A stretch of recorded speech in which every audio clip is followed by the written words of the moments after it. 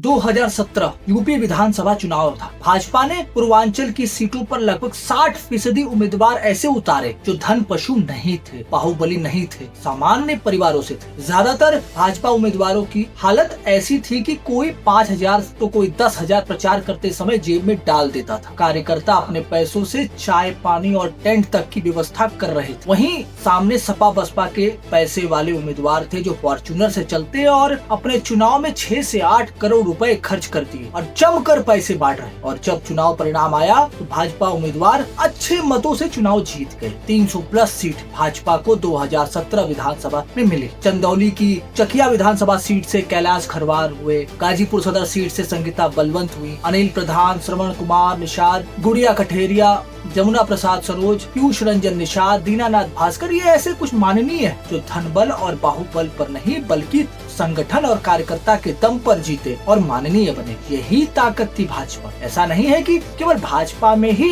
ऐसे लोग। आज सपा में संख्या बहुत कम है, सर्वाइवल नहीं है उनका, पर 2002 चुनाव के दौरान अच्छी संख्या। तब स्वर्गीय मुलायम सिंह यादव के हाथों में समाजवादी पार्टी का नेतृत्व। लेकिन बसपा में ऐसे माननीयों की हमेशा अच्छी संख्या रही। कांशीराम से लेकर मायावती तक। पैसों का आरोप मायावती पर लगता रहा है, लेकिन ऐसा भी नहीं है कि 403 सीटें मायावती या बसपा ने बेच दी। आज सभी यही कहते हुए दिखते हैं कि राजनीति करने के लिए ढेर सारा पैसा चाहिए, आराम का पैसा, और चुनाव तो सिर्फ धन पशु और बाहुबली से ही लड़ा जा सकता है। तब बहुत बड़ा झूठ है कि झूठ को सच बनाने का काम राजनीतिक दलों ने किया और इन राजनीतिक दलों के चट्टे बट्टों ने किया। अपने धंधे को इस झूठ से सच बनाया और दोष आम जनता पर, जबकि सच्चाई कुछ और ही है। परिवार की राजनीति को बढ़ाने के लिए धनबल और बाहुबल का एक फ्रॉड नैरेटिव फैलाया गया, गढ़ा गया। मठाधीश नेताओं की विधानसभा और लोकसभा में ऐसा कोई अच्छा बोलने वाला, भाषण देने वाला, सर्व समाज में जाने वाला कोई लड़का लड़की नेताजी के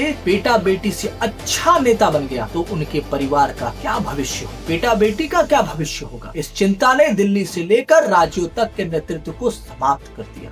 यह कोई 1-2 विधानसभा या लोकसभा की चिंता नहीं है, बल्कि दिल्ली या लखनऊ में डिसीजन मेकिंग बॉडी में बैठे नेताओं की भी यही चिंता है। अपने परिवार की चिंता है, अपने राजनीतिक वंश की चिंता है। इसलिए दिल्ली से जिले तक साठगांठ बहुत अच्छी देखने को मिलेगी। जो भी दल या नेता चुनाव जीतता है वो अपने कार्यकर्ताओं और जनता के विश्वास के कारण जीतता है, और यह विश्वास और कार्यकर्ता पैसे से नहीं खरीदे जा सकते हैं। यह बात ठीक है, पैसों की आवश्यकता होती है और ठीक ठाक पैसे चाहिए होते हैं, तभी तो चुनाव आयोग ने चुनावी खर्च को बढ़ा दिया। लेकिन जिसके पास संगठन है और कार्यकर्ता है उसके लिए फिर ये बड़ी चुनौती नहीं रह जाती। पैसे आ जाते हैं, मिल जाते हैं, समाज से मिल जाते हैं, समाज लड़ा देता है। सैकड़ों उदाहरण हो सकते हैं। कुछ पहले माननीयों के नाम भी मैंने गिनाए हैं, लेकिन ऐसा एक और नाम याद आ रहा है जिन्हें आज भी देश सलाम करता है, याद करता है। महात्मा गांधी, जिसने कांग्रेस को बड़ा भारी संगठन बना दिया और तब के कांग्रेस के बड़े नेताओं ने इसे और मजबूत किया, राजनीतिक मजबूत किया। परिणाम यह हुआ कि आजादी के बाद गांधी के नाम पर और कांग्रेस के संगठन की ताकत ने कांग्रेस को 60 वर्षों तक अजेय बनाए रखा। आज परिवारवाद की राजनीति को संरक्षित करने के लिए धनबल और बाहुबल का नेताओं ने केवल चोला ओढ़ रखा है। वास्तव में बहुत खोखला है।